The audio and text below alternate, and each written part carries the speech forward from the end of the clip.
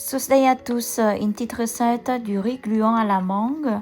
Donc au début, vous prenez du sucre et vous faites un genre caramel. Moi j'ai des sucres de palme, mais si vous avez du sucre blanc en poudre, ça marche aussi bien. Ensuite, j'ajoute du lait de coco. Ici, c'est du lait de coco en briques que j'avais coupé et mettre dans un pot en verre. Et ensuite, vous rajoutez un peu de sel. En Asie, tous les desserts sucrés, on rajoute toujours une pincée de sel pour accentuer plus le goût sucré. Donc ici, j'avais un nouveau pot de sel. Du coup, j'avais absolument du mal à faire sortir, mais juste une pincée de sel suffira. Donc dans ce mélange, vous avez du caramel, ensuite du lait de coco.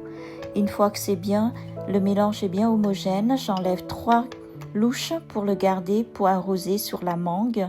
Et c'est à ce moment-là je mets du riz gluant que j'avais cuit à la vapeur et qui me restait du frigo. Donc vous voyez, le riz gluant, il est un peu dur, mais il faut juste laisser tremper dans le lait de coco. Et ensuite, vous mettez un petit feu et vous continuez à remuer jusqu'à ce que le riz gluant absorbe bien notre sauce, notre lait de coco et notre sucre de caramel. L'avantage d'utiliser le sucre de palme, c'est que c'est vraiment parfumé. Donc pour avoir un visuel beaucoup plus décoratif, j'ajoute toujours des graines de sésame et c'est toujours un mélange entre le blanc et le noir. Le noir c'est beaucoup plus visible et le blanc moins visible sur du riz gluant comme ça. Et ensuite je ferme le tout pour que le riz gluant absorbe bien le lait de coco et le caramel. Et voici le mélange que j'avais prélevé précédemment, 3 louches.